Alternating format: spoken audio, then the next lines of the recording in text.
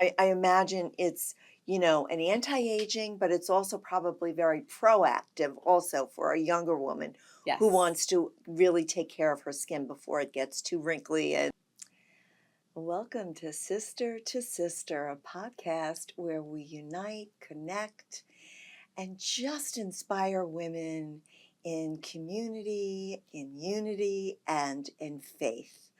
I'm Eileen Lemmelman, your host, and I am going to be taking you on a journey today with someone very special. This podcast is dedicated to our mission of Sisters of Zion, where we gather women in unity, we foster connection, and where we help women heal and transform emotionally, mentally, physically, and spiritually. Talking about spiritually, we have someone special here today, Samia Pedalino. She is an entrepreneur, she's a communicator, she's an author. She is really one of these women who are sort of like the modern day Renaissance woman. She has been really successful in business, in finance, in real estate, in beauty, in fashion. And we have her here today to talk about, and she's a fellow keynote speaker with me in our Women's Summit that's going to be taking place in June. And we're going to be talking today about women and finance and how that connects to your spirituality, your faith, and how it deepens your connection with God, with yourself, and with each other, and why it's so important to speak about finance, especially for women, who is sort of like this taboo topic that has, we sort of don't want to touch it. Money is not like a feminine kind of thing that we talk about, although that is changing. Women are changing around that. So welcome, Samia. Thanks for having me. Oh, I'm so happy you're here. So, did I hit all the touch points of who you are, Yes. what you do, and Definitely. yeah, okay, so good. Well, you really do it all. I Well, just bought your product, by the way. I'm so glad. Yeah, You're gonna she love just it. launched, another company, a face care product, right? Mm-hmm. And I can't wait to get it. Yeah, you're gonna love it. My husband and I just launched a skincare company called Lino. It's from our last name, Pedalino. And our first product drop is like an all-in-one morning multitasker with SPF 50 and just like tons of anti-aging ingredients and fun things for the skin. I can't wait to get it. I imagine it's, an anti-aging, but it's also probably very proactive also for a younger woman Yes. who wants to really take care of her skin before it gets too wrinkly and, beyond the point Hydration. of hydration. Yes, That's all of that. I know. Mhm. Well, good luck with that. And I'll have to report back after I get my product. Yes, I am very confident you're going to love it. Yeah. Mm-hmm. So let's talk about, especially what you're going to be speaking about at the Women's Summit, which is women, finance, Yes. and how you have really carved out this guide for women to, well, I guess all people. The book is for all Yes. people, but I'm specifically talking about our audience, which is women. Mm-hmm. How it's going. I love the way the book is structured because it's a guide for how we can deepen our relationship with God, but also you give us actionable steps to take Yeah. to really work whatever you're talking about. Mm-hmm. Yeah, I did that purposely just to make it kind of practical. So the book's called Money Handbook, Spiritual Keys and Practical Steps to Finance. You can easily find it on Amazon. But what she's talking about is at the end of every chapter, I have action steps for people to take so that they can move forward on like what they just read or learned. And just to give you a little bit of background, I actually was in finance for like over 15 years. I worked at Morgan Stanley. I was a financial advisor, Series 7, the whole thing. I was on a team at the time We were managing around like 300 million. So I was dealing with a lot of like high net worth families. Mm. So I kind of got this like front row seat to how the high net worth, give, invest, build, leave an inheritance. And after being in finance for so many years, I found that a lot of times when I was like talking with people, if they didn't, have an upbringing where the parents taught them, or they didn't really have like access to the tools, they just were very illiterate in the subject of how to invest, how to even just pay off debt, simple things like how to have a budget. And so in 2020, I ended up writing this book, which was obviously a great year to write a book since everything was shut down. And I called it Money Handbook because that's exactly what it is. It's just a handbook. Like you can flip through the index and go to the chapter that applies to you, because there's chapters on investing, budgeting, teaching your kids about money. There's also a spiritual component.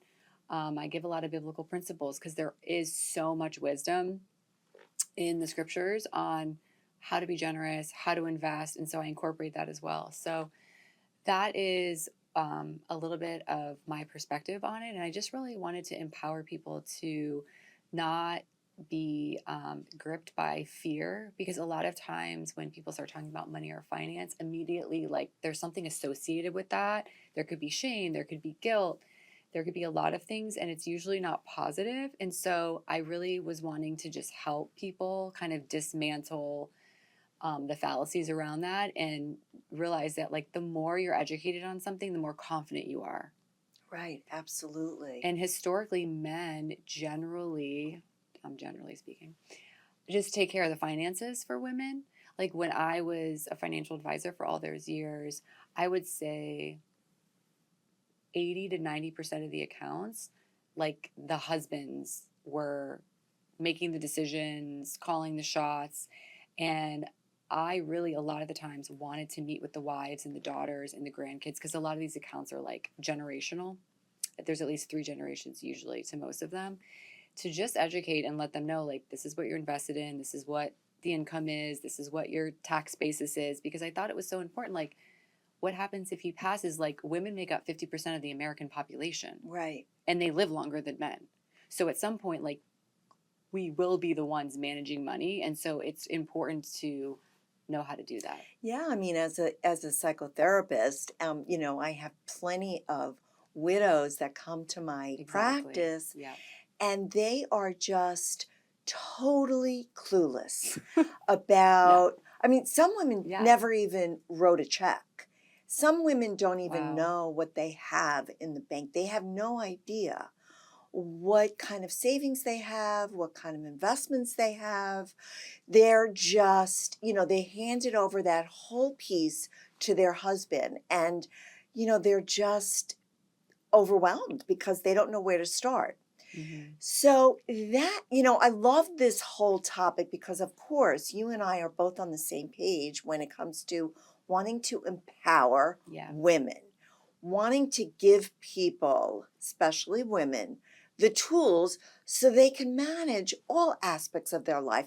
I think that's why we're including you in the weekend, because, people might say, well, why are we including you, in the financial realm when we're doing an emotional, mental, physical transformation kind of weekend?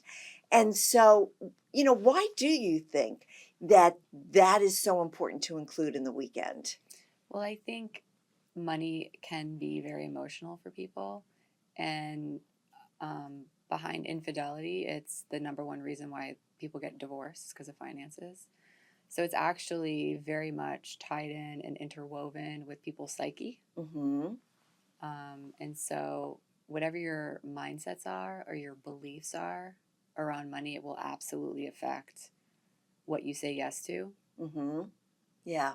So the more clarity you can have and the healthier boundaries you can make with it and the goals that you can set, it will actually benefit Yeah. your life. Let's talk about mindset, because I think that that's so important. Mm-hmm. And so you really mentioned so often, and I bring to my patients also the mindset of abundance versus scarcity. Right. And I think that that really is so important. I mean, obviously, when you have an abundant mindset, you put out into the universe, you transmit to God, to whoever you believe in, Mm-hmm. that you have faith that God's going to take care of you, or the universe is going to take care of you. You're not operating at there's just a finite amount of resources in the world. And, you don't have to, fight over it, because there's enough for everybody. But I Yeah. don't think everybody has that mindset. How do we gain an abundant mindset? I think it's something of a belief system that you tell yourself. I think the issue is when people see that somebody else has and they immediately think there isn't enough for them, you have to recognize that that is a lie and that there actually is always enough. So it's starting with realizing whatever lies you're telling yourself and then reworking that into a truth. Mm. So that could sound a little bit daunting for people. Like, what is she talking about? How do I change that mindset to go from, there's only a little bit of, there's only a little bit, to there's plenty, there's enough, and I can create that in my life. Yes. So how do we go about? Well, sometimes it's actually practical steps. Like for somebody who, let's say, for instance, so I taught finance for many years and I had a lot of interactions with students, just like teaching, educating, empowering. And I remember some of them, and this is an example, is, they just had limiting beliefs on how much money they could make because maybe their parents only made a certain amount or like they grew up potentially in lower income or even like poverty and even middle class people don't think it's enough. And so one of the things that I encourage them is yes, you can say to yourself, there's always enough, there's always enough, there's always enough. But then you look at your circumstances and you're like, but my bank account isn't changing. So in that case, there's actually like actionable steps you can take. So one would take a look at saying, okay, if I were to go back and decide maybe I should get like a 1 or 2 year degree in something, whether it's technical or coding or software or marketing or whatever that looks like, and invest in myself, then my outcome for what I can potentially make every year is more. That is an abundant mindset. It's taking your skills or being willing to learn a skill and knowing and having the confidence that you can, that would then have a greater output than when you're currently getting. You're Because if talking about you're, investing in yes, yourself. because if you're like a greeter at Walmart, yes, your income is going to be capped. But like for instance, there's this place called Bethel Tech. It's like this 9-month program. You can do it online. It's located in Northern California. And most people that graduate 9 months, they're all getting 6-figure jobs at like Amazon, Google, and Microsoft because Amazon, Google, and Microsoft are in touch with that school and they're like, we want your graduates. 9 months. And these people are making 6 figures, over 100 grand a year. So I'm just simply saying that, okay, maybe your circumstance is that in the reality, you're like, I don't have enough. So then, okay, you got to do something about it. You need to have the abundant mindset of saying, what can I do? Or maybe the answer isn't you should go to a 9-month program to learn how to code. Maybe it's like, go get your real estate license Mm-hmm. and get a commission base where job where you're self-employed and the sky's the limit. Like, not, you have to look at and see what are your giftings and then decide what field is going to give you the best outcome of for that financially.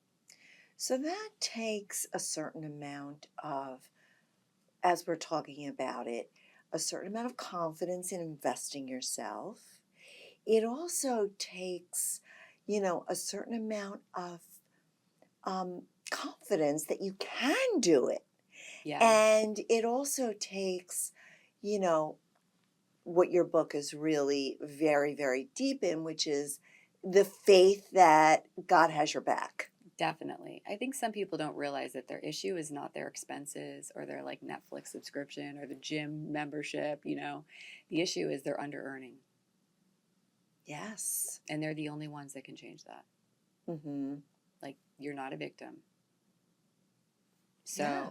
I just, Well, my it is goal, again, it goes back to the mindset of I'm not a victim. That's a victim mindset. That's a Mhm. woe is me mindset, as opposed to how do I take steps to empower myself so that I can move forward in financial success, which ultimately is freedom, Yeah, definitely. right? So that's just like one of the suggestions, is to take a look at what their current situation is, Mm-hmm. to answer your question of how do people make that a realistic thing when you're like, okay, I'm living in abundance, but my life doesn't look like it. It's like, all right, well, you might have to take some steps to fulfill. Well, it's action. Yes, Yeah, it's action. And, I always say, like, motion creates motion. right. And so if you stay stuck, you're going to be stuck. But if you take steps towards doing something, you will create something. It's hard too. Most people have a high value for certainty. So it's easier to just stay where you are than it is to make change. It's very, like, most humans don't like change, especially if it involves risk.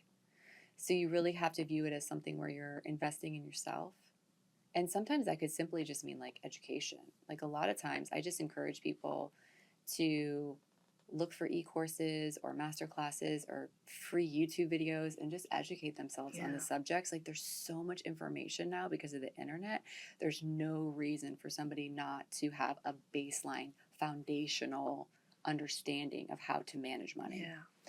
But I think the underlying kind of issue here is fear, right? Definitely. So, we're talking about how do we overcome fear around money specifically so that we could really attain and achieve our full potential. How do we do that? I mean, I know you have steps in your book about how do we overcome fear so that we can believe in ourselves. Listen, we compare ourselves to others. Why are they having that? I could never do that. I'm afraid to take the step. I mean, you had to overcome fear too, right? Of course, all the time. Yeah. Any entrepreneur can answer the So question. can you The answer to that is share, yes. yeah, can you share an experience that you had with your entrepreneurial journey where you had to overcome some fear or limiting mindsets? I think when people have fear around money, usually it's because they don't know. A lot of people are afraid of things they don't know. So, like, the more educated you can get in a subject, the more you feel comfortable and the more confident you are, and the less fear that you have. And the more that you do and see that there's positive outcomes, the less fear that you have. So, my answer to that is to take the first step. And sometimes you do it afraid. Yeah. It's okay to be afraid and still Mm-hmm. do it. You just do it afraid. Yeah, yeah.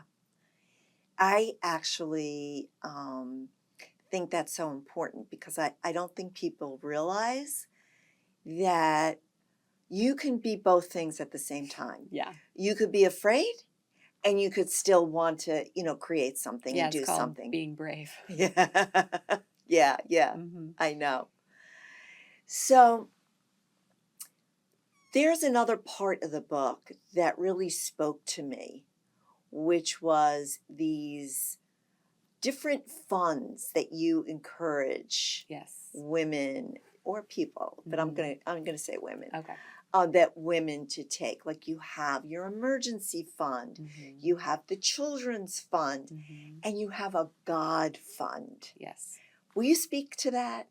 Yes. So I talk about like different buckets, different funds to put your money in. So out of like 100% of what you bring in every month, I kind of have like this 80-20 rule where the God fund is the giving fund, it's 10%, the investment fund is 10%, so that's 20, and then the 80 is what you live on, all the essentials, all the fun stuff you're doing. I have a chapter on budgeting. Everyone's a little bit different because some people have debt, some people don't. So like you're kind of allocating the funds to different places depending on your personal situation. But there's an investment fund. I think it's really important to invest money every month. If you don't have a ton, you can do something called an ETF, which is an exchange traded fund. It's like this basket of stocks. So it essentially diversifies you. It's like, for instance, there's one called QQQ. It's like over 100 positions. And so you just throw money in that every month and it reflects what the S&P 500 is doing. Is there a minimum? There's no minimum. You just buy it like a share. Does that make sense? So if it's $200 a share, that's what you would just buy a share every month and just keep investing so that you're dollar cost averaging. How do you get a hold of those things? Who do you contact? So you either can go to your bank and open up a brokerage account, or you go online and you can go to different platforms. Vanguard is one, Fidelity is another one. There's like all these platforms where you sign up, you open up an account, transfer some cash in, and then just start buying stocks or mutual funds or ETFs. So you just set it up, you just link everything. Everything's digital now. Yeah. You don't have to like have like a physical financial advisor unless you want to. I do recommend financial advisors to people who have at least $500,000 or more liquid. I think it's really important to have somebody guide you. Like, if you need heart surgery, you go to a heart surgeon. You don't go to like a veterinarian. Like if you're in a position where you do have some level of a net worth, I personally believe in having like experts. Yeah. I mean, I was a financial advisor, so I'm a little bit biased, but we helped a lot of families and we did a lot of tax planning and investing for them, and there's huge benefits to it. So yeah, I'm a big believer in that. I agree But to with answer that. your Yeah. question, I do talk about the investment bucket. There's also for your children, there's accounts like 529, which is education accounts. You could do Roth IRAs for them, which, by the way, you're allowed to use a Roth as the money for a down payment as a first-time home buyer, and you don't have to pay it back. There's all these avenues you could do. And then the God Fund is simply the money you put in that account is the money for your charitable giving, whatever charities, temples, churches, causes that you believe in. If it starts to become like a super large number, you can actually create a 501c3 or like a family charitable trust as an option. Like there's, it's kind of like the more money you have, the more there is to do tax planning. Yes. But you can do it on a small level. Yes. And I think that it's like a muscle. Giving is a muscle. You have to, a lot of people make money, they don't want to give it. You know what I'm saying? Like the first thing you teach a child when they're little is how to share. They don't come out of the womb wanting to give. It's actually something very much taught and shown. It's like you have to be an example, especially for parents listening to this. So yes, I talk about the different funds, different things you can do, and it just is more of like a holistic approach. And then that way, you really can get a hold of managing your money instead of being afraid of your money. Oh, I like that. Manage your money instead of being afraid of your money. So I want to talk about, giving and charitable donations. But first, I want to just address something that people might be thinking, like, I'm living on, credit cards. That's how I'm living because, listen, It's the case for a lot of people. it's the case for a lot of people. They cannot It's true. even think about having funds or different buckets because they're just trying to, buy a dozen eggs. And I'm literally saying that because there are people that have to wait until their next paycheck in order to. They're feeling squeezed. Yeah. Things are tight. So how do we, help somebody like that who's living basically from hand to mouth, who's waiting for their next paycheck, but who really wants to think about, getting more organized and managing their money in a different way?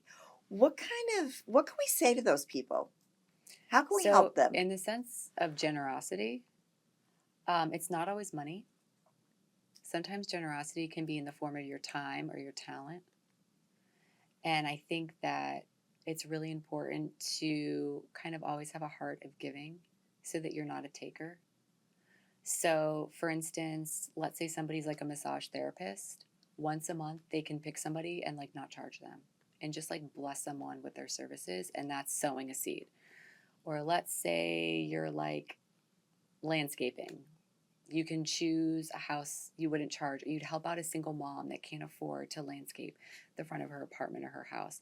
You know, you can use your giftings and your skills to help people and choose not to charge. Anytime you can hand an invoice to someone and you don't, you're giving. And it can even be something on a small scale. Like for me, I actually get like those Cliff Bars from Costco. We keep them in our car and I give them out, and I have my children give them out to the homeless people. If we see them like on the corner of the highway, you know, they stand with the signs. I generally don't give money, but I do give food or bottles of water. And so I think anytime you have a chance to give somebody something, whether it's a cup of water or a coat or your services, I think you should, Mm. because that's charitable. Yeah, yeah. So we're talking about, you know, a mindset, a mindset of I'm here and ready to give. I'm not always looking to get. I think it's a mindset of how can I be a blessing instead of what can I get from this person. Yeah, yeah. And so how does that, in your experience, how has that repaid you, or you know, how have you gotten blessings from being with the mindset of giving and being charitable and worrying about your fellow man and woman, not just about yourself? How is that, how have you reaped the benefits from that? Well, all the blessings I have come from God, they don't come from people. So it's also realizing that they don't owe me anything. Because when you give to the poor, the Lord repays you. You know what I'm saying? Like you never Yes. want to give to get, because then it's not really true giving. You might as well not do it. And that goes for people giving to churches who are like tithing the 10% every month because they are in their mind wanting something back. I think it kind of cancels out the giving. I think if you don't do it from an open heart, or if you're doing it from like religious duty, then it's lost its purpose. Yes, yes. And so yeah, that's a great topic to talk about for a moment, because in Hebrew, tzedakah means charity, giving. And, you know, the whole idea of tzedakah is to create fairness in the world. Yeah. And how is that different than tithing?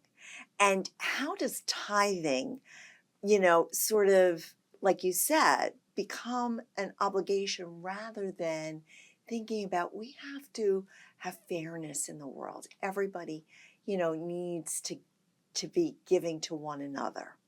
Well, the tzedakah is a very like Judeo-Christian foundational belief.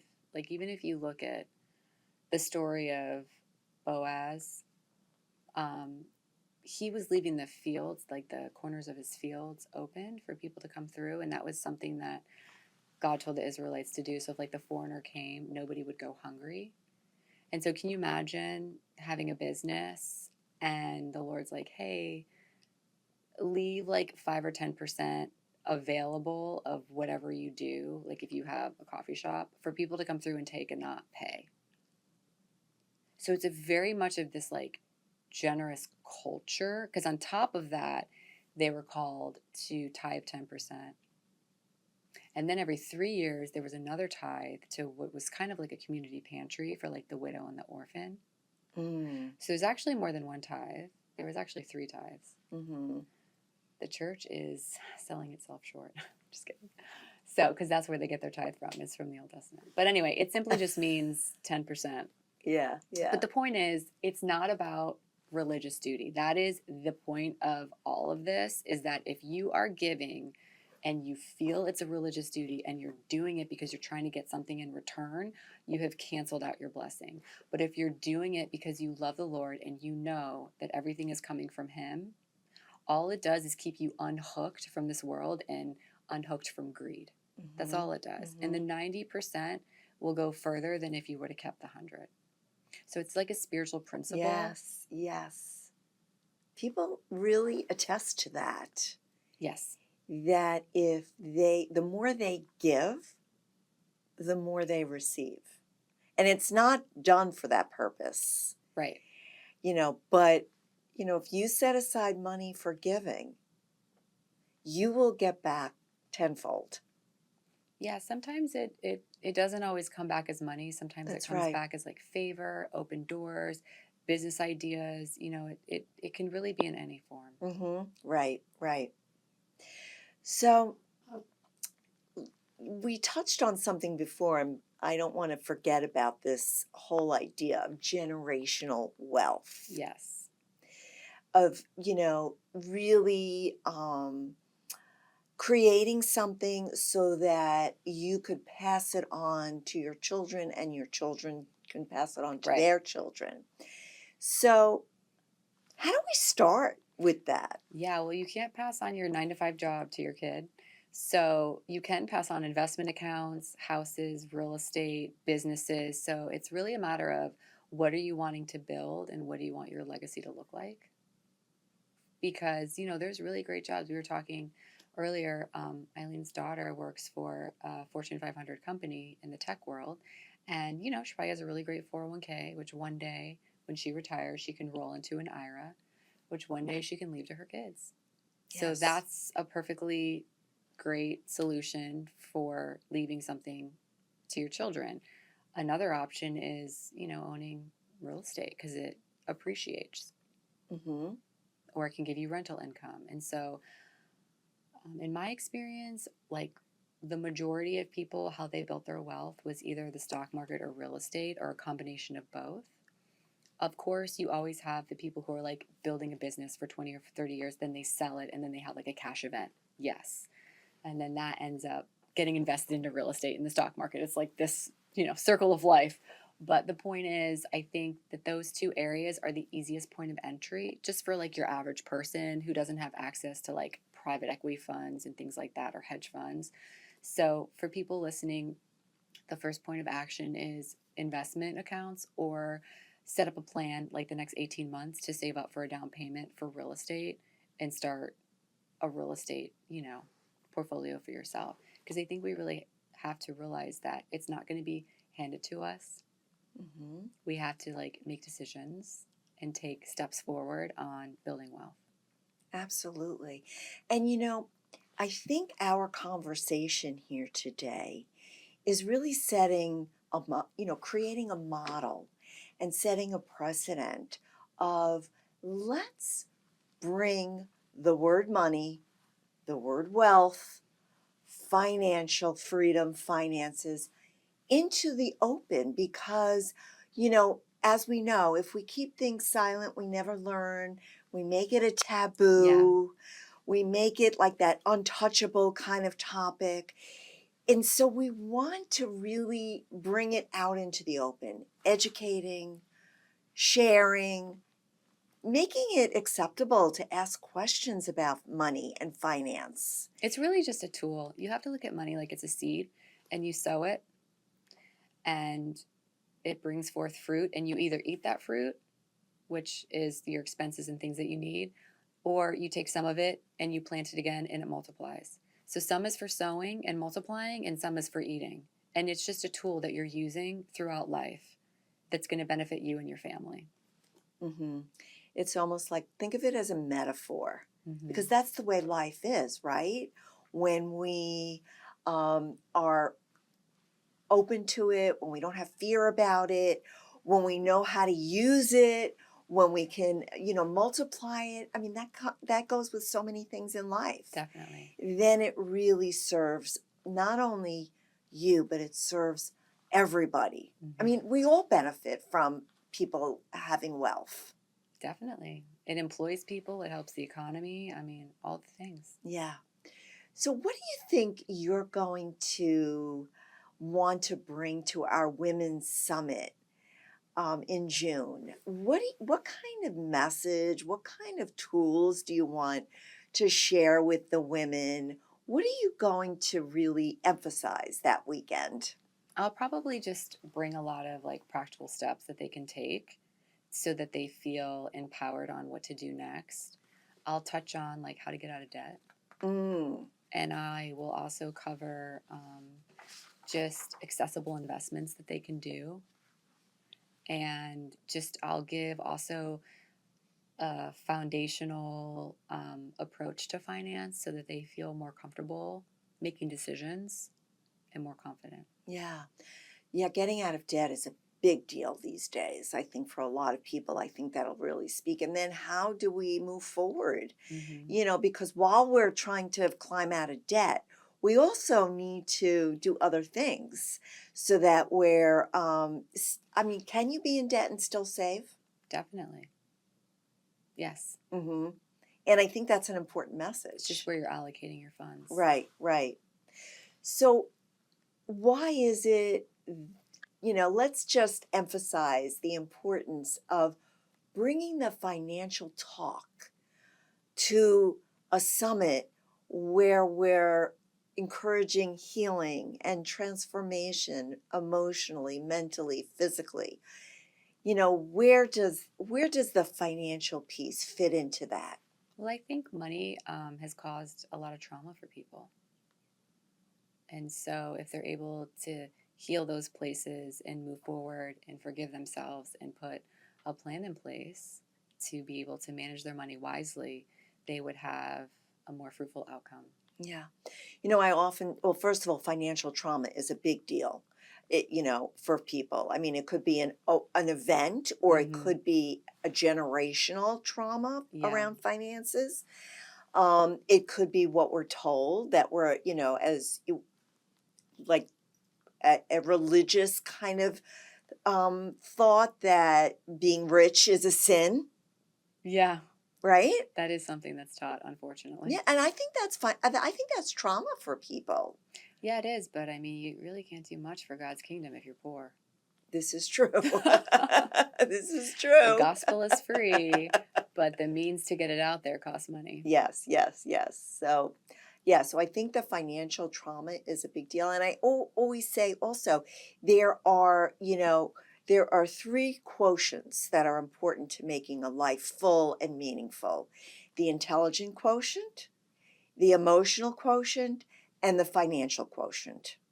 These are the three quotients that make us fulfilled, happy, joyful. We have to have all of those in order to live a full life. Mm-hmm. You know, don't you agree? Yeah, I think it also needs for people's marriages, faith, Mm-hmm. finance, fitness, all that's really important. Yeah, yeah. So, can you leave us with, well, before we leave, I want to just really allow you to, you know, give us, where can we contact you and how can we get a hold of you and how can we get into your head and learn some of the stuff that you want us to all, you know, get educated on? You're so kind. So, as you mentioned, there's a book out if you want to read the book. It's also on Audible if you're an auditory learner. I also recorded an e-course. It's like over 3 hours of teaching. It's broken up into 5 modules, and it's a master class called Creating Wealth. You can download it from my website, which is just my name, SamiaPedalino.com. You'll see on there the steps to take if you want to purchase the master class. But if not, the book's like $16. It's like full of information, super helpful. So those are kind of the two resources. As for getting a hold of me, the main social media platform I use is Instagram, and it's just my name. I'm easy to find. Yeah, and I love the posts that you have on Instagram. They're usually so uplifting, educational, fun. Mm-hmm. And I think you should all follow her on Instagram and get her Thanks. book. And I haven't taken the e-course yet, but I've read the book, and the book is chock full of information, education, steps that you can take. It just makes it so accessible and Mm-hmm. so easy to just live a really great financially sound life. That was the goal. Yeah. So what do you want to leave us with? Just appreciate you having me today. I hope everyone listening is inspired and feels confident that they can change their mindsets and take actionable steps to learn how to manage their money. Great. Yes. And to all our listeners, keep listening to us on our podcast, Sister to Sister. And remember to register for the Sisters of Zion Women's Summit, June 6th, 7th, and 8th, 2025. Keep listening, keep tending to one another in love, unity, and faith. See you soon.